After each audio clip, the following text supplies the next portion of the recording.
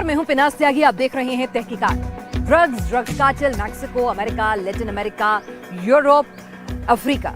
अब तक आपको लगता था ये सब बहुत दूर की बातें हैं, हमें इससे क्या लेना देना। लेकिन अब इन्हें इग्नोर करने का टाइम चला गया है, क्योंकि खतरा सर के ऊपर आ चुका है। अपने बच्चों को बचा लीजिए, क्योंकि खबर ही कुछ ऐसी है, खतरा ही कुछ इतना बड़ा है। दिल्ली से सटे ग्रेटर नोएडा में ड्रग्स की फैक्ट्री लगा दी जाती है, जिसमें मैक्सिको के ड्रग्स कार्टेल ने पैसे इन्वेस्ट किए। इस ड्रग्स फैक्ट्री में बना ड्रग अगर आपके बच्चे तक पहुंचा तो समझिए सब कुछ तबाह हो जाएगा। हमारी आज की तहकीकात का एक एक सेकंड बहुत ध्यान से देखिएगा, क्योंकि जब इस तहकीकात को देखेंगे तभी आप समझेंगे कि यह खतरा कितना बड़ा है।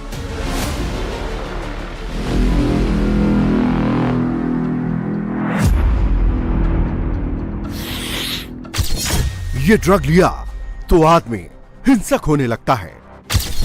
ये ड्रग लिया तो इंसान खून का प्यासा हो जाता है। ये ड्रग लिया तो दिल की धड़कन तेज हो जाती है। ये ड्रग लिया तो नींद उड़ जाती है, भूख मर जाती है। ये ड्रग लिया तो आदमी पीछे का सब कुछ भूल जाता है। ये ड्रग लिया तो इंसान के सर पर खून सवार हो जाता है। ये ड्रग लिया तो हकीकत और फसाने में अंतर नहीं कर सकते। एक खुराक, इस ड्रग की बस खुराक इंसान को एनिमल बना देती है। बस एक खुराक लेने से आदमी इस ड्रग का गुलाम बन जाता है। ये ड्रग है मेथाम्फेटामाइन, जिसे आमतौर पर मेथ ड्रग कहते हैं। इस ड्रग के कुछ और पॉपुलर नाम हैं। इसे ब्लू, आइस और क्रिस्टल भी कहा जाता है। अकेले अमेरिका में हर साल 70,000 से ज्यादा लोग इस ड्रग के ओवरडोज से मरते जाती थी, जिसमें पाकिस्तानी, अफगानी और ईरानी ड्रग तस्कर पकड़े जाते थे। लेकिन अब खेल बदल गया है। खेल के नियम बदल गए हैं। गुजरात के गांधीनगर और अमरेली, मध्य प्रदेश में भोपाल के बगरौदा इंडस्ट्रियल एरिया और राजस्थान में सिरोही और जोधपुर ग्रामीण के ओसिया में सिंथेटिक ड्रग की फैक्ट्री पकड़ी गई। इन 5 फैक्ट्रियों में मैफेड्रोल या एमडी ड्रग बनाया जा रहा था, मगर दिल्ली के पास जो ड्रग लैब मिली वहां खतरनाक मेथाम्फेटामाइन या मेथ ड्रग कुक किया जा रहा था। ग्रेटर नोएडा के कसाना में यह है मैथ लैब। बाहर से देखें तो कसाना इंडस्ट्रियल एरिया की एक मामूली सी बिल्डिंग लगती है, लेकिन इसके अंदर ड्रग बनाने का पूरा सामान मौजूद है। जानते हैं इस मैथ लैब की कैपेसिटी कितनी है? 10,000 किलो हर महीना। अब हिसाब लगाकर देख लीजिए, 1 ग्राम मैथ ड्रग का एक डोज 10 लोगों को जानवर बना सकता है, तो 10,000 किलो ड्रग कितने लोगों को हिंसक बना देता? 10 करोड़ लोगों को। और इतना प्रोडक्शन तो यहां हर महीने होता था। भारत में मैथ ड्रग का लैब पहली बार पकड़ा गया। पहली बार हिंदुस्तान में इंटरनेशनल ड्रग का इतना बड़ा मॉड्यूल पकड़ा गया। ग्रेटर नोएडा के कासना में मैथ लैब के अंदर मैक्सिको के ड्रग कार्टेल सीजेएनजी का नाम सामने आया। सीजेएनजी कार्टेल के एक मेंबर को भी गिरफ्तार किया गया। सीजेएनजी इतना खतरनाक ड्रग कार्टेल है, इसके रास्ते में जो भी आता है उसे खत्म कर दिया जाता है। सीजेएनजी ने मैक्सिको में सैकड़ों पुलिस वालों को मारा है, साथ ही ड्रग तस्करी में रोड़ा बनने वाले सैकड़ों दूसरे लोग भी मार दिए गए हैं। सीजेएनजी ने जिस पर भी पैसा लगाया, अगर वो इधर उधर हुआ तो उसकी भी हत्या कर दी गई है। ग्रेटर नोएडा के कसाना की इस ड्रग फैक्ट्री में छापा पड़ा तो 95 किलो से ज्यादा तैयार मैथ ड्रग मिला। यहां छापा मारने से पहले एनसीबी और दिल्ली पुलिस स्पेशल सेल ने 1.25 साल तैयारी की। जी हां, 1.25 साल। मैक्सिकन ड्रग कार्टेल सीजेएनजी भारत में इंटरेस्ट ले रहा है और यहां दिल्ली के आसपास ड्रग फैक्ट्री लगाने वाला है। यह इंफॉर्मेशन एनसीबी को पहली बार जुलाई 2023 में मिली थी। 2023 में ही एनसीबी को कसाना के इस मैथ लैब का एड्रेस मिल गया था, लेकिन छापा मारा गया 25 अक्टूबर 2024 को। क्यों? करेंगे इसकी पूरी तहकीकात। ये जनरली अर्बन सेंटर्स में कंज्यूम हो रहा है। ये कोकेन और हेरोइन से ज्यादा खतरनाक ड्रग माना जा रहा है।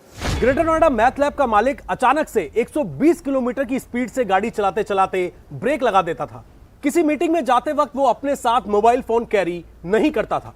उसने ड्रग बनाने की फैक्ट्री लगाई, लेकिन फैक्ट्री के मेन एंट्रेंस पर ड्रग बनाने का कोई इक्विपमेंट नहीं लगाया। अपनी ही बिल्डिंग के पार्किंग एरिया में उसने एल शेप में प्रोडक्शन यूनिट बनाई, लेकिन उसकी सारी की सारी चालाकी धरी की धरी रह गई। यहाँ पे आके बनाने में उनका खतरा कम हो जाता है। मैक्सिको से या साउथ अमेरिका से ड्रग को लेकर यहाँ तक आना, सारे चैनल्स को पार करना, एक रिस्क इन्वॉल्व होता है। हाल ही में ऐसा भी नोटिस में आया है कि न्यूजीलैंड और ऑस्ट्रेलिया में इसकी खपत बहुत ज़्यादा है और प्राइजेस बहुत ज़्यादा हैं। तो इस संभावना से भी इनकार नहीं किया जा सकता कि आने वाले समय में ये लोग वहाँ भी एक्सपोर्ट करते। ड्रग फैक्ट्री में तिहाड़ जेल का एक जेलर क्या कर रहा था? कसाना मैथ लैब का मॉड्यूल अगर ना पकड़ा जाता तो क्या होता? कितनी जिंदगियां अंधेरे में खो जाती, कितने नौजवान इंसान से जानवर बन जाते। होगी पूरी पड़ताल, तो चलिए शुरू करते हैं तहकीकात। J-36 करीब 1.25 साल पहले एनसीबी को बस यही जानकारी मिली थी, इसके आगे पीछे कुछ भी नहीं।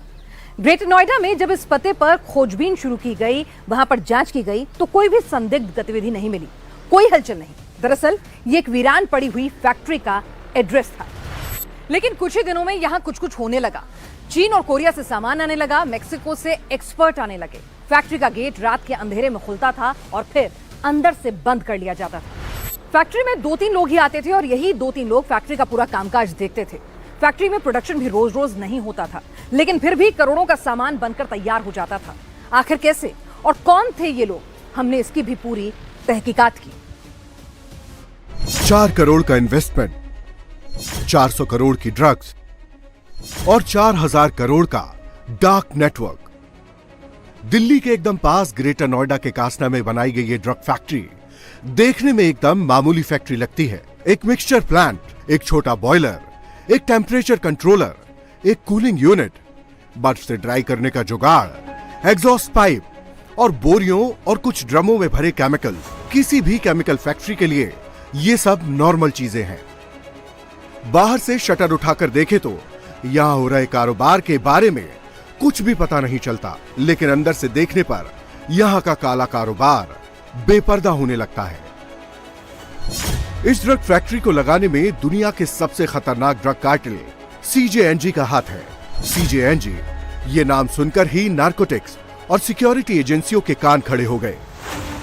CJNG यानी कार्टेल जलिस्को न्यूएवा जनरेशन मैक्सिको का सबसे डेडली ड्रग कार्टेल है। इनके पास अपनी कमांडो यूनिट, बख्तरबंद गाड़ियां और पेट्रोलिंग यूनिट है। जो भी इनके रास्ते में आता है उसे मार दिया जाता है। मैक्सिको में इस कार्टेल ने 100 से ज्यादा पुलिस वालों और नार्कोटिक्स अफसरों की हत्या की है। गोली मार देना, चाकू से गर्दन रेत देना, हाथ पैर काटकर फेंक देना, हथौड़ा मारकर सिर फोड़ देना। CJNG ड्रग कार्टेल टॉर्चर कर मारने के ये सारे तरीके अपनाता है।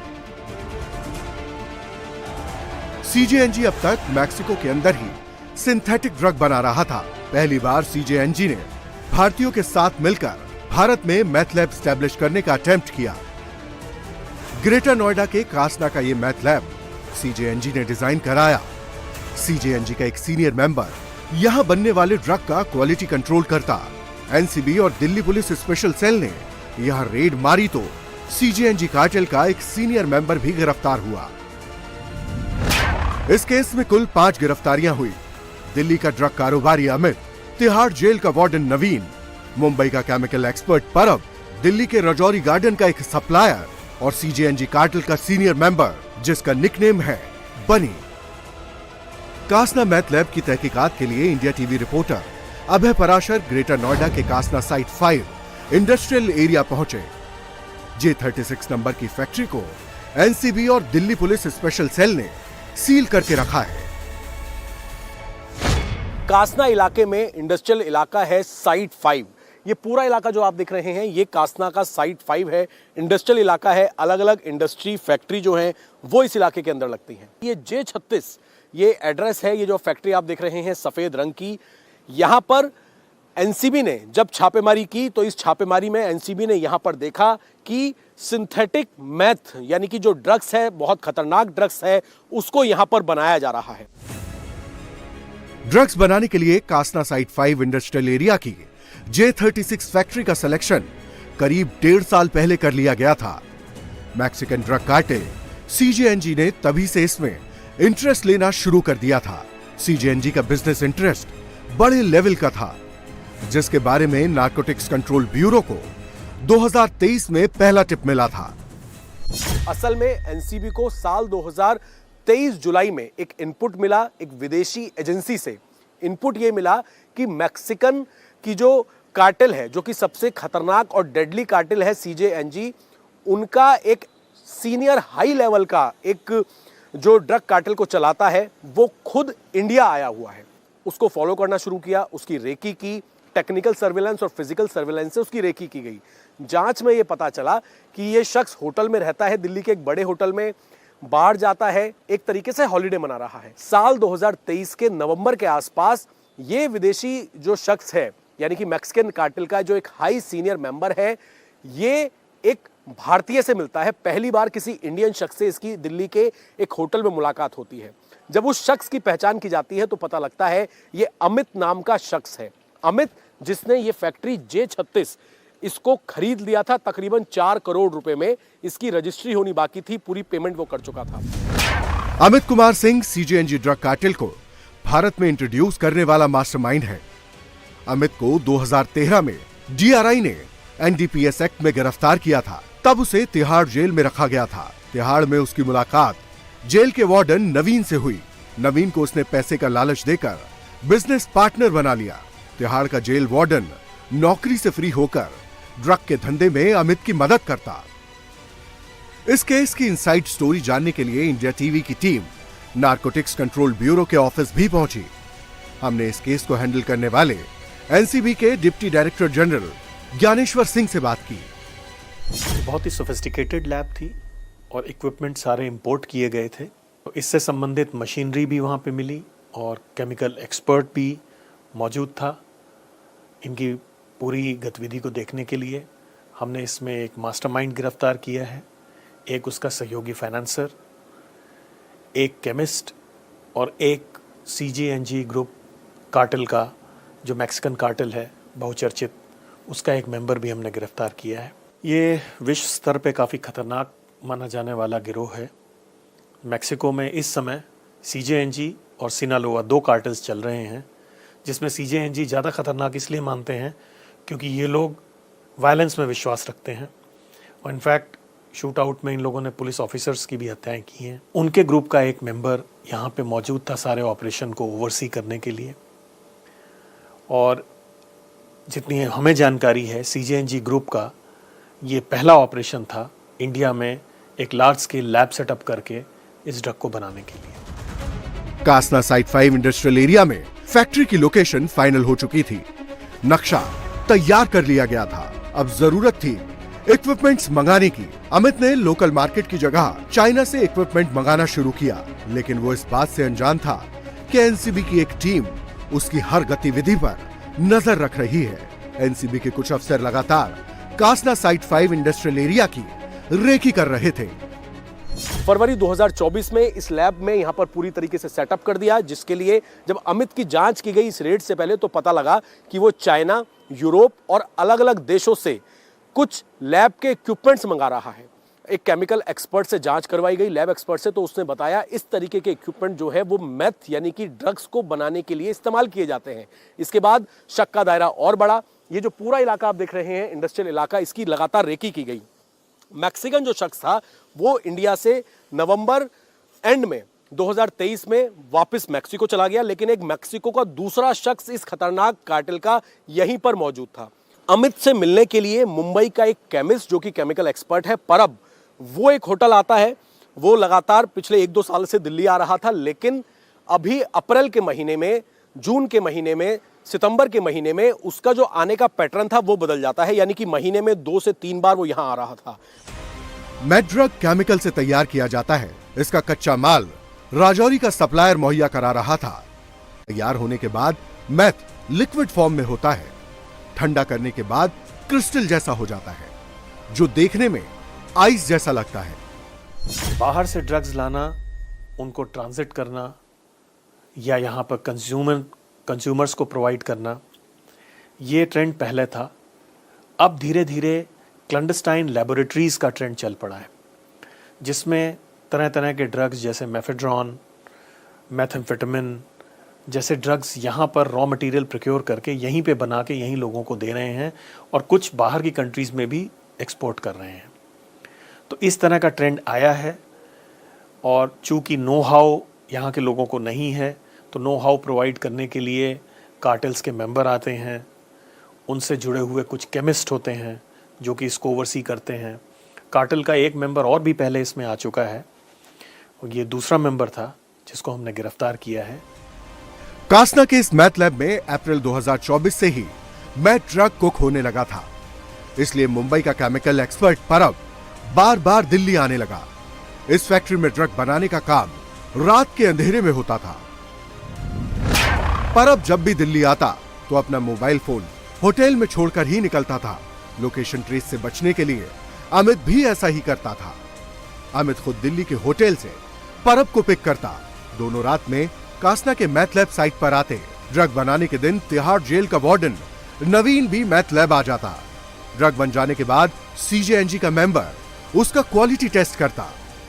अमित के बारे में यह भी कहा जाता है कि वो पहले भी गिरफ्तार हो चुका है, तो उसे हमेशा शक रहता था कि उसको कोई फॉलो कर रहा है, इसीलिए उसको जहां जाना होता था वो अलग अलग डायरेक्शन में गाड़ी को घुमाता था। चलती गाड़ी को, तेज स्पीड गाड़ी को अचानक से रोक देता था, साइड में खड़ा कर देता था। अमित मोबाइल फोन अपने साथ लेकर किसी भी मीटिंग में नहीं जाता था, यानी कि जब वो यहां पर आता था उसका मोबाइल फोन होता था उसके घर पर, ताकि उसकी लोकेशन को कोई ट्रेस ना कर सके। इसी तरीके से बाकी के लोग भी यही काम करते थे। दिल्ली के होटल में रह रहा सीजेएनजी का मेंबर बनी और दिल्ली का ड्रग कारोबारी अमित फोन पर बात नहीं करते थे। वो सेशन, विकर, ज़ेंगी और बॉटिम जैसी कम पॉपुलर सोशल मीडिया ऐप का इस्तेमाल करते। इन सोशल मीडिया ऐप्स पर कॉलर की पहचान नंबर से नहीं बल्कि किसी आईडी से होती है। व्हाट्सएप और टेलीग्राम जैसी ऐप्स के मुकाबले भारतीय एजेंसियां ऐसी ऐप्स पर कम निगाह रखती हैं। आजकल अपराधी सारे शातिर हो गए हैं और वो टेक्नोलॉजी का इस्तेमाल करते हैं, एनोनिमिटी रखते हैं, आपस में भी एक दूसरे के बारे में बहुत ज़्यादा जानकारी नहीं होती है। तमाम सारे सोशल मीडिया प्लेटफॉर्म्स और वीआईपी नेटवर्क के जरिए आपस में बातचीत करते हैं। तो इनके सेटअप को अंदर तक जानना और इनको रंगे हाथों पकड़ना एक अपने आप में बहुत बड़ी चुनौती थी। तो जिसमें हमें एक्टिवली करीब 8 महीने का सर्विलेंस रखना पड़ा, जिसमें टेक्निकल सर्विलेंस और फिजिकल सर्विलेंस हमारी टीम ने किया। और इस सारे ऑपरेशन में दिल्ली पुलिस के स्पेशल सेल ने भी हमारा साथ दिया, उनकी भी बहुत अहम भूमिका रही। Greater Noida math lab setup करने में एक और चालाकी की गई। ड्रग्स प्रोडक्शन यूनिट फैक्ट्री की मेन बिल्डिंग में ना बनाकर एल शेप के गलियारे में लगाई गई, ताकि किसी को शक ना हो। वहां कंक्रीट की छत नहीं है बल्कि टीन शेड करके रखा गया। शटर हटाकर देखने पर बिल्डिंग के अंदर ऐसा कुछ भी नहीं दिखता जिससे ड्रग बनाने का शक हो। इन लोगों ने ये चालाकी की हुई थी कि अगर बाहर से रेकी के दौरान जब भी कोई भी जांच एजेंसी अगर देखती थी तो सामने जो आपको शटर दिखाई दे रहा है वो शटर दिखाई देता था। अगर शटर उठा भी होगा तो भी अंदर किसी भी तरीके का कोई सामान नहीं था। अब आपको बताते हैं कि एनसीबी और दिल्ली पुलिस स्पेशल सेल ने कासना मैथ लैब पर छापा मारने का फैसला कब और कैसे किया। 24 अक्टूबर को केमिकल एक्सपर्ट परब मुंबई से दिल्ली आया। 27 अक्टूबर को परब को ट्रेन से वापस मुंबई जाना था। एनसीबी को पता चला कि 24, 25 और 26 को ड्रग बनाया जाएगा। 24 अक्टूबर की रात को अमित ने होटल से परब को पिक किया। एनसीबी की टीम दोनों का पीछा करना छोड़ सीधे J36 पहुंच जाती है। 24 अक्टूबर को एनसीबी मैथ लैब पर छापा नहीं मारती। 25 अक्टूबर को भी अमित और परब J36 मैथ लैब आते हैं, लेकिन उस दिन एनसीबी कुछ अलग हरकत नोटिस करती है। 25 अक्टूबर की रात फैक्ट्री से वापस आकर परब फौरन मुंबई की फ्लाइट बुक कराता है। Amit greater Noida Kasna industrial area में कुछ टेम्पो वालों से बात करता है। अमित को शक हो गया था कि पुलिस ने उसे ट्रेस कर लिया है। वो जल्दी से जल्दी लैब को डिसमेंटल कर वहां का सामान हटाना चाहता था।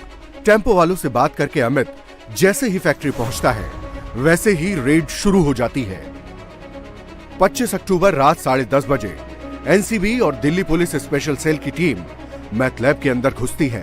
रेड के दौरान यहां अमित कुमार सिंह, तिहाड़ जेल का वार्डन नवीन मिलता है।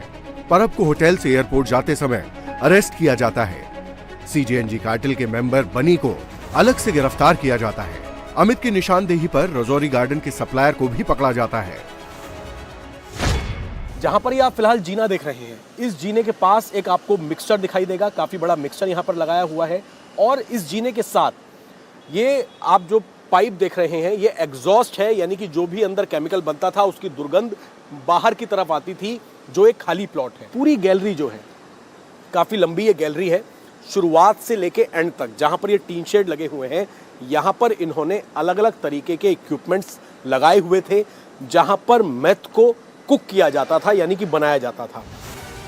ग्रेटर नोएडा की इस ड्रग फैक्ट्री में अमित ने अपने गांव और आसपास जैसे बुलंदशहर और खुर्जा के लड़कों को काम पर रखा था। अमित ने उनको बताया था कि दवाई बनाने का सेटअप लगाया है, अगर सैंपल पास हो गया तो यहाँ दवाई बनाई जाएगी। गार्ड, वर्कर सब इसी तरह के थे, जिनको इस बात का इल्म भी नहीं था कि आखिर यहाँ हो क्या रहा है। खतरा इस तरीके का भी था कि आप लोग जब वहां पर अंदर पहुंचे, आपकी टीम ने वहां पर छापेमारी की, तो वो हमला भी आप लोगों के ऊपर कर सकते थे, एनसीबी के ऊपर। क्या उस तरीके के हथियार या ऐसी चीजें थी उनके पास? हथियार उनके पास तो नहीं बरामद हुआ है, लेकिन बाद में हाउस सर्च में एक जगह से हथियार बरामद हुआ है, मास्टरमाइंड के घर से। और हम लोग इस संभावना से इनकार नहीं कर सकते हैं, किसी भी ऑपरेशन में जाते हैं तो ये जोखिम तो हमारे आदमियों को उठाना पड़ता है।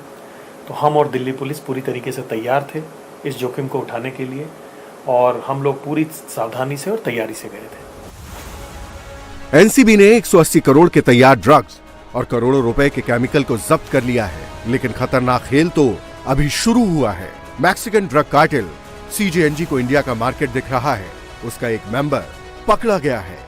साथ ही अमित की वजह से सीजेएनजी के करोड़ों रुपए वेस्ट हुए हैं। ऐसे में इन दोनों की जान को भी खतरा है।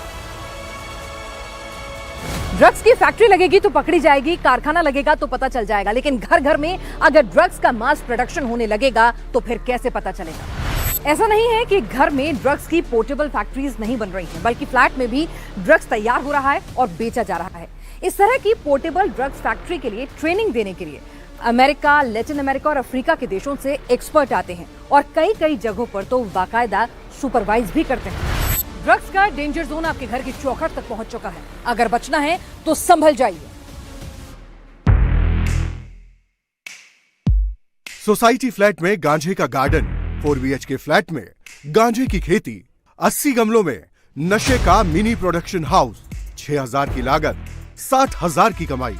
ग्रेटर नोएडा की पुलिस इस सोसाइटी के 10वें फ्लोर पर एक फ्लैट में घुसी तो अंदर का सीन देखकर दंग रह गई। फ्लैट के अंदर गांजे की नर्सरी बनी हुई थी, बाकायदा नशे का प्रोडक्शन हाउस चल रहा था। ये तो कोई बात नहीं, ये नर्सरी तुम बना के रखो, तुम अपनी नर्सरी बना लो। ये दूसरे फ्लोर पे बना रखा है इसने सर, ये दूसरे फ्लोर की है इसकी। फ्लैट की बालकनी में गांजा, फ्लैट के ड्राइंग रूम में गांजा, फ्लैट के बेडरूम में गांजा। पुलिस ने गिनती की तो गांजे के पूरे 80 गमले मिले। इन गमलों में विदेशी गांजा ओजी का कल्टीवेशन हो रहा था। गमलों में गांजे की लहलहाती फसलें देखकर पुलिस ज्यादा चौकस हुई तो करीने से एक एक सामान चेक किया जाने लगा। गांजे के बीज, खाद, केमिकल, खेती और सिंचाई के उपकरण, ये सारी चीजें उसी फ्लैट से मिली। इसके बाद पुलिस ने फ्लैट में रहने वाले राहुल चौधरी को हिरासत में लेकर कड़ाई से पूछताछ करना शुरू किया तो एक एक कर सारे राज खुलने लगे।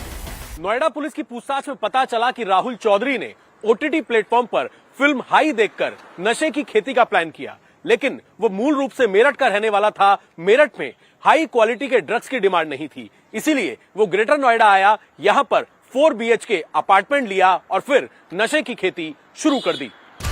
गांजे का पौधा घरों में नहीं उगता, इसे बालकनी में नहीं उगाया जा सकता, क्योंकि इसके लिए एक खास एनवायरनमेंट चाहिए, एक खास तापमान चाहिए, सूरज की रोशनी भरपूर मिलनी चाहिए।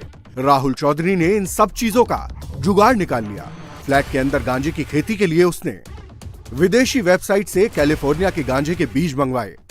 टेम्परेचर कंट्रोल के लिए फ्लैट के सभी कमरों में एसी लगवाया। सूरज की रोशनी के लिए स्पेक्ट्रम लाइट का इंतजाम किया। गमले में मिट्टी की जगह नारियल के बुरादे का इस्तेमाल किया। गांजा तैयार होने पर वो डार्क वेब पर हाई क्वालिटी गांजे का ऑर्डर लेता। एक पौधे से तैयार गांजे को 50 से 80 हजार रुपए में बेचता। ये जब्त किया गया गांजा हाई क्वालिटी गांजा है। हाई सोसाइटी में इसे प्रीमियम क्वालिटी ओजी कहा जाता है, जिसकी कीमत प्रति ग्राम के हिसाब से होती है। फ्लैट के अंदर गांजे का एक पौधा तैयार होने में तकरीबन 100 से 110 दिन का वक्त लगता था। एक पौधे को तैयार करने में लगभग 5 से 6 हजार रुपए का खर्चा आता था और फिर एक पौधे से तकरीबन 40 ग्राम कैनाबिस बिट्स मिलता था, जिसको डार्क वेब पर तकरीबन 50 से 60 हजार रुपए में राहुल चौधरी बेच दिया करता था। यानी कि लागत से तकरीबन 10 गुना ज्यादा कमाई होती थी और इसी लालच ने राहुल चौधरी को हवालात पहुंचा दिया। ग्रेटर नोएडा की इस हाई प्रोफाइल सोसाइटी में रहने वाले लोगों को शक भी नहीं हुआ कि उनके अपार्टमेंट में मंगाए जा रहे गमले और नारियल के बरूदे गांजे की खेती के लिए हैं। उन्होंने यही समझा था कि ये सब फूलों के पौधे लगाने के लिए हैं। पकड़े जाने तक राहुल चौधरी 20 गांजे के पौधे तैयार कर उनको 12 लाख रुपए में बेच चुका था। ऑन डिमांड उसने 80 गमलों में गांजे का पौधा लगाकर रखा था। पुलिस ने यहां छापा मारा तो कुल 50 लाख से ज्यादा का सामान मिला। अब ग्रेटर नोएडा की पुलिस गांजे की इस खेती का अगला पिछला सारा हिसाब निकाल रही है। इसने एक ओजी प्लांट की फार्मिंग का सेटअप अपने फ्लैट में, जो कि बीटा में एक सोसाइटी है, वहाँ पे पैनोरमा सोसाइटी है, वहाँ पे सेटअप कर रखा था। ये ओजी प्लांट जो होता है, इससे वीड जो है एक्सट्रैक्ट होता है। इसने ये जो इसके सीड्स हैं, ये एक सीड्समैन करके एक वेबसाइट है जो कि एक फॉरेन बेस्ड कंपनी है, उससे मंगाता था पेपल के थ्रू पेमेंट करके। उसके बाद उन सीड्स को अपने ही फ्लैट में इंडोर में फार्म करता था। उसके लिए इसने पूरा सेटअप खाद का, पेस्टिसाइड्स, इंसेक्टिसाइड्स, वाटरिंग का पूरा बना रखा था। एसी भी इस तरह से सेट कर रखा था कि जो एम्बिएंट टेम्परेचर है ओजी प्लांट के ग्रो होने का, वो वहाँ पे सेटअप रहे। क्योंकि फ्लैट में सनलाइट नहीं होती थी, तो सनलाइट की भी एनवायरनमेंट क्रिएट करने के लिए इसने बताया था कि अमेजोन से कुछ फुल स्पेक्ट्रम लाइट्स हैं जो इसने मंगाई थी और जिससे वो सनलाइट वाला एनवायरनमेंट ये क्रिएट करता था। ये अब तक, जैसे कि इसने बताया पूछताछ में, अब तक पिछले 4 महीने से पहले इसने काम शुरू किया था। एक प्लांट को बनाने में इसको 100 डेज 110 दिन लगते हैं और एक प्लांट में जो लागत सारी चीज़ों की मिला के आ रही थी, इसको 5 to 6,000 की आ रही थी, जिसको 50 to 60,000 रुपीज़ में एक प्लांट को ये डार्क वेब पे अलग अलग चैट रूम्स में जाके इसने कुछ सेल भी किए हैं और आगे भी ये डार्क वेब पे ही सेल करता था। तो इस तरह से इसका पूरा ये एक बिजनेस मॉडल था। ग्रेटर नोएडा से 2000 किलोमीटर दूर बेंगलुरु में एक कपल ने अपने बालकनी गार्डन की तस्वीर फेसबुक पर डाली तो उनकी तस्वीर देखकर पुलिस को पता चला कि बालकनी के गमले में गांजे की खेती हो रही है। पुलिस पहुंची तो वहां एक नहीं बल्कि गांजे के कई पौधे मिले। मूल रूप से सिक्किम के रहने वाले कपल ने कबूल किया कि गांजे की खेती वो बेचने के लिए करते थे। उनके घर से 54 ग्राम तैयार गांजा भी मिला। नशे की छोटी छोटी नर्सरियां एक नहीं सैकड़ों की तादाद में हैं। नेचुरल ड्रग्स पर भी पुलिस और एनसीबी की लगातार नजर बनी रहती है, लेकिन सिंथेटिक ड्रग्स इनसे कहीं ज्यादा खतरनाक होता है। इन सभी मुद्दों पर मैंने बात की नारकोटिक्स कंट्रोल ब्यूरो के डिप्टी डायरेक्टर जनरल ऑपरेशन से। उन्होंने माना कि आजकल सिंथेटिक ड्रग्स की साइलेंट लैब, जो कि खतरनाक तरीके से चुपचाप बनाई जाती हैं, उनका चलन बहुत ज्यादा बढ़ गया है। इसमें विदेशी कार्टेल के लोग भी शामिल होते हैं और इनका चलन आए दिन बढ़ रहा है। ग्रेटर नोएडा के कासना में इसी तरीके की मैथ लैब बनाने की एक लैब पकड़ी गई, जहां पर बड़ी मात्रा में सिंथेटिक ड्रग्स का प्रोडक्शन होना था। उससे पहले ये फैक्ट्री पकड़ी गई, लेकिन छोटे छोटे जो कार्टेल हैं, छोटे छोटे जो प्रोडक्शन हाउस हैं, उन पर भी नारकोटिक्स कंट्रोल ब्यूरो की नजर बनी रहती है। दिवाली से अगले दिन यानी 1 नवंबर की रात तकरीबन 10 बजे दिल्ली पीसीआर को एक कॉल मिली कि महावीर इनक्लेव डाबरी में एक छत पर आग लग गई है। इस कॉल के बाद दिल्ली पुलिस मौके पर पहुंचती है तो देखती है कि कुछ टंकियों के साथ टीन शेड कैबिन में आग लगी है और वो वहां पर जला हुआ मिला। उससे धुआं उठ रहा था। दिल्ली पुलिस को संदेह हुआ। पुलिस ने फॉरेंसिक टीम बुलाई, जिसके बाद ये खुलासा हुआ कि धुआं केमिकल का है और केमिकल का इस्तेमाल करके ही ड्रग्स बनाए जा रहे थे। केवल 2 दिन पहले यहां अफ्रीकी मूल के 2 लोगों को एक फ्लैट किराए पर दिया गया था। 2 दिन में ही उन्होंने छत पर एक लैब बना ली और वहां ड्रग्स बनाने की कोशिश करने लगे। इसी साल की बात है कि दिल्ली पुलिस ने ग्रेटर नोएडा में छापा मारकर ड्रग्स बनाने की लैब पकड़ी और 4 अफ्रीकी नागरिक गिरफ्तार किए। यहां एक घर में ही ड्रग्स बनाने का लैब तैयार कर लिया गया था। पुलिस ने यहां से 20 किलो से ज्यादा रॉ मटेरियल और एम्फेटामाइन ड्रग बरामद किया। एम्फेटामाइन ड्रग की डिमांड यंगस्टर्स में ज्यादा है। ड्रग लेने पर भी मुंह से स्मेल नहीं आती। ये बॉडी पर बहुत जल्दी असर करता है। तीसरी बार में ही इंसान इसका एडिक्ट हो जाता है। पहले ये ड्रग विदेश में मिलता था, अब ड्रग के विदेशी कारोबारी इसे भारत में ही आकर तैयार कर रहे हैं और हिंदुस्तानी युवाओं की नसों में पहुंचा रहे हैं। राजस्थान के बाड़मेर में रेतीले धोरों के बीच ड्रग्स की फैक्ट्री बना ली गई। राजस्थान की पुलिस ने एक स्पेशल इंफॉर्मेशन पर यहां छापा मारा तो सिंथेटिक ड्रग बनाने का काला धंधा चल रहा था। यहां ड्रग्स बनाने की मशीनरी, केमिकल और अन्य सामान भी मिले। जानते हैं ऐसा क्यों हो रहा है? देश के अंदर ही सिंथेटिक ड्रग बनाने का रिस्क क्यों लिया जा रहा है? क्योंकि विदेश से ड्रग्स को भारत में लाने में इससे ज्यादा रिस्क है। एनसीबी, नेवी, कोस्ट गार्ड और गुजरात पुलिस एक खास अभियान चला रही है। इसका नाम है ऑपरेशन सागर मंथन। यह ऑपरेशन बीच समुद्र में चलाया जाता है। ऑपरेशन सागर मंथन के तहत अब तक 3,400 किलो नार्कोटिक्स ड्रग बरामद किया गया है। 3 अलग अलग मामलों में 11 ईरानी और 14 पाकिस्तानी नागरिक पकड़े गए हैं। इसी हफ्ते भारतीय समुद्री सीमा के अंदर 700 किलोग्राम मैथ ड्रग्स बरामद किया गया। एनसीबी, नेवी और गुजरात एटीएस ने सागर मंथन के तहत जॉइंट ऑपरेशन किया। इस ऑपरेशन में 8 विदेशी नागरिक पकड़े गए, जिनका कहना है कि वो ईरान के हैं। अभी हाल ही में हम लोगों ने भोपाल में एक ऑपरेशन किया जिसमें 4 व्यक्तियों की गिरफ्तारी हुई है। वहाँ पे 907 किलो मेफेड्रॉन बना रहे थे जो बरामद हुई है वहाँ से, और भारी मात्रा में केमिकल्स मिले हैं। तो मेफेड्रॉन की क्लैंडस्टाइन लैब वहाँ पर मिली है।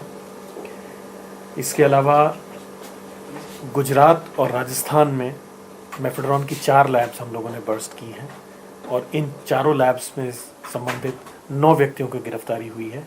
तो ये जितनी भी लैब्स थी, पिछली 5 लैब्स मेफेड्रॉन की थी, ये वाली लैब जो कासना की है ये मैथ की है। मेफेड्रॉन की लैब और जो मैथ है, इन दोनों ड्रग्स में अगर आप थोड़ा सा हमें अंतर समझा सकें।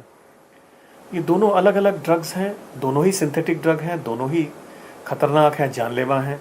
मेरी अपील है कि ड्रग किसी भी किस्म का हो वो खतरनाक है। से यस टू लाइफ, से नो टू ड्रग्स। खतरा कम करने और मुनाफा बढ़ाने के लिए ही नशे के सौदागर हिंदुस्तान में ही सिंथेटिक ड्रग के लैब बना रहे हैं। ग्रेटर नोएडा के कासना में पहली बार ऐसा हुआ कि मैक्सिको के ड्रग कार्टेल सीजेएनजी ने ड्रग फैक्ट्री लगाने के लिए अपना एक्सपर्ट मेंबर भेज दिया। गुजरात के गांधीनगर में सिंथेटिक ड्रग फैक्ट्री मिली। इसी तरह की ड्रग फैक्ट्री गुजरात के अमरेली और राजस्थान के सिरोही और ओसिया में भी चल रही थी। इन ड्रग फैक्ट्रियों में मेफेड्रॉन या एमडी ड्रग बनाई जाती थी, जिसे आम बोलचाल में रेव पार्टी ड्रग या म्याऊ म्याऊ भी कहा जाता है। गांधीनगर, अमरेली, सिरोही और ओसिया की ड्रग फैक्ट्री का आपस में लिंक था। एक एक 2-2 कमरों में बनी इन छोटी छोटी फैक्ट्रियों में 300 करोड़ के ड्रग पकड़े गए। ग्रेटर नोएडा के कासना से पहले भोपाल के बगरौदा इंडस्ट्रियल एरिया में एक बड़ी फैक्ट्री पकड़ी गई थी। वहां से करीब 2000 करोड़ रुपए का एमडी ड्रग मिला था। कासना की ड्रग फैक्ट्री का कुक मैक्सिको और मुंबई का था, जबकि भोपाल की ड्रग फैक्ट्री का कुक सानियाल बाने महाराष्ट्र का रहने वाला था। ड्रग्स की दुनिया में सिंथेटिक ड्रग बनाने वाले को कुक कहा जाता है। ये कुक खाना बनाने वाला कुक नहीं होता, बल्कि इस कुक का काम ड्रग्स को कुक करना होता है। असल में अलग अलग केमिकल से सिंथेटिक ड्रग बनाने का फॉर्मूला ही सबसे बड़ी चीज होती है। कौन सा केमिकल मिलाना है, कितना केमिकल मिलाना है, कितने टेम्परेचर पर मिलाना है, एक केमिकल तैयार होने के बाद उसमें कौन सा केमिकल ऐड करना है ताकि सिंथेटिक ड्रग तैयार हो सके। ये काम हर कोई नहीं कर सकता, इसके लिए किसी एक्सपर्ट की जरूरत होती है। एक्सपर्ट ही सिंथेटिक ड्रग अलग अलग केमिकल मिलाकर बना सकता है और इसी बात के पैसे मिलते हैं। शहर के बीचों बीच ड्रग की ऐसी फैक्ट्री बनाने वाले मास्टरमाइंड के माइंड में क्या पकता है, इसे एनसीबी ने ट्रेस किया। नॉर्मली ये लोग भीड़ भाड़ वाली जगहों को नहीं चुनते हैं, सुनसान जगह पे लैब्स रखते हैं या इंडस्ट्रियल एरिया में रखते हैं जहाँ पे शक ना हो या स्मेल से किसी को शक ना हो, ऐसी जगहों पे रखते हैं। और मैंने जैसा कि बताया कि क्विक मनी के मोटिव से ये लोग काम करते हैं।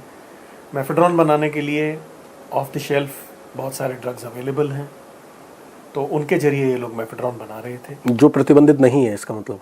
जी, नॉर्मल केमिकल्स हैं जो ऑफ द शेल्फ हैं, प्रतिबंधित नहीं हैं, उनकी मदद से मेफेड्रॉन ये लोग बना रहे थे। ड्रग एक ऐसा सब्जेक्ट है जो डिबेट का टॉपिक नहीं बनता। ड्रग्स पर पॉलिटिकल डिबेट शून्य के बराबर होती है। जब भी कोई पार्टी ड्रग पर कुछ बोलती है तो उसका बयान विरोधी पार्टियों की टांग खिंचाई तक सीमित रह जाता है। लेकिन एक राज्य की सरकार है जिसने इस मामले में प्रोएक्टिव रोल निभाया है, वो है गुजरात। राजस्थान और मध्य प्रदेश में बनी सिंथेटिक ड्रग फैक्ट्री का भांडा फोड़ने में गुजरात एटीएस का बहुत बड़ा हाथ रहा है। ड्रग्स कंट्रोल में गुजरात पुलिस के एंटी टेरर स्क्वाड का लोहा एनसी भी मानती है। ये कैसे होता है, इसके पीछे का पॉलिटिकल मैंडेट कितना मजबूत है, ये हमने गुजरात के गृह मंत्री से पूछा।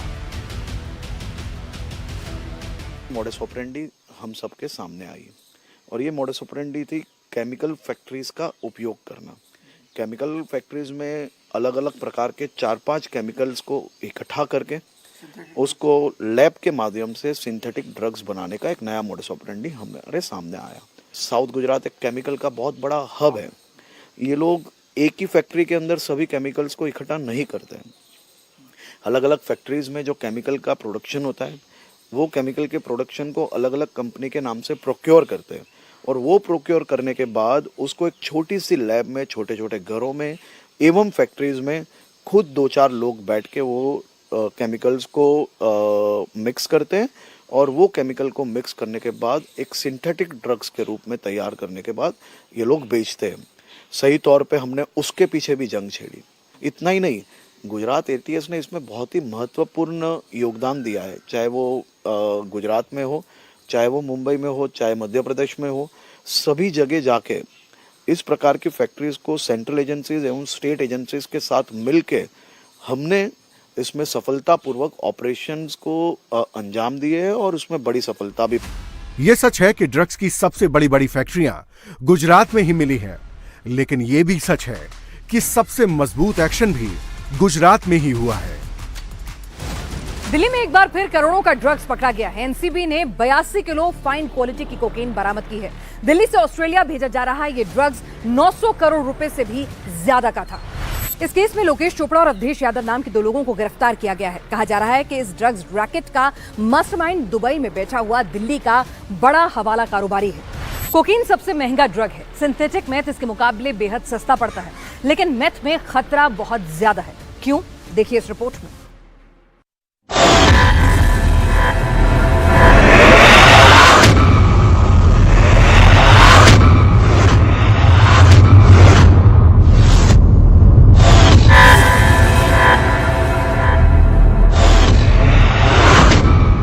ग्रेटर नोएडा के कासना ड्रग लैब में बनाया जा रहा मेथाम्फेटामाइन या मेथ ड्रग दुनिया भर में सबसे ज्यादा कंज्यूम होने वाला सिंथेटिक ड्रग है।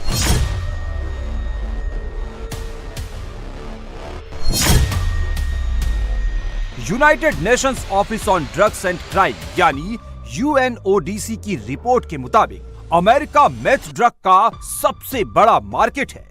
यूरोप में सिंथेटिक ड्रग की खपत कम है। लैटिन अमेरिका में भी ये कम यूज होता है। अमेरिका के बाद ये एशिया में खपाया जाता है। साउथ ईस्ट एशिया इसका दूसरा सबसे बड़ा मार्केट है। एशिया से ही ये ड्रग अफ्रीका तक पहुंचता है। मगर मेथ ड्रग्स का सबसे तेजी से उभरता मार्केट है भारत और ऑस्ट्रेलिया। कोकीन और हेरोइन महंगा नशा है, मेथ उसके मुकाबले सस्ता नशा है। सूखा नशा लेने के एडिक्ट हो चुके लोगों को गांजा और भांग में वो बात नहीं मिलती जो मेथ ड्रग्स में मिलती है।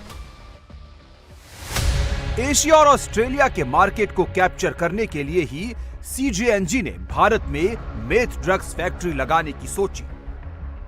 अगर CJNG का प्लान सक्सेसफुल हो जाता तो यहां हर महीने 10,000 किलो सिंथेटिक मेथ ड्रग का प्रोडक्शन होता, जिसे साउथ ईस्ट एशिया होते हुए ऑस्ट्रेलिया के बाजार तक पहुंचा दिया जाता। 10,000 किलो मेथ ड्रग्स का मतलब हुआ 10 से 20,000 करोड़ के ड्रग्स का हर महीने प्रोडक्शन। भारत की बड़ी से बड़ी फैक्ट्रियों का भी ये टर्नओवर नहीं है। केवल 4 करोड़ में खरीदी गई फैक्ट्री से हर महीने इतना पैसा बनने वाला था, लेकिन ऐन वक्त पर एनसीबी ने छापा मार दिया। नॉर्मली ये लोग भीड़ भाड़ वाली जगहों को नहीं चुनते हैं, सुनसान जगह पे लैब्स रखते हैं या इंडस्ट्रियल एरिया में रखते हैं जहाँ पे शक ना हो या स्मेल से किसी को शक ना हो, ऐसी जगहों पे रखते हैं। और मैंने जैसा कि बताया कि क्विक मनी के मोटिव से ये लोग काम करते हैं। मेफेड्रोन बनाने के लिए ऑफ द शेल्फ बहुत सारे ड्रग्स अवेलेबल हैं, तो उनके जरिए ये लोग मेफेड्रोन बना रहे थे। जो प्रतिबंधित नहीं है इसका मतलब? जी, नॉर्मल केमिकल्स हैं जो ऑफ द शेल्फ हैं, प्रतिबंधित नहीं हैं, उनकी मदद से मेफेड्रोन ये लोग बना रहे थे।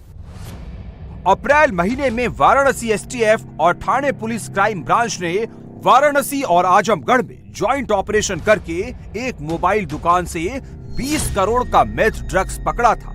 उस ऑपरेशन में 6 गिरफ्तारियां भी हुई थी। पता चला कि hot air oven, jar, magnetic लेपर, मिनी मिक्सर और स्टिरर रॉड का इस्तेमाल करके ये लोग ड्रग्स बना रहे थे। आजमगढ़ मॉड्यूल का मेथ ड्रग केवल 8.5 लाख रुपए किलो के हिसाब से बिकता था, क्योंकि उसकी क्वालिटी घटिया थी।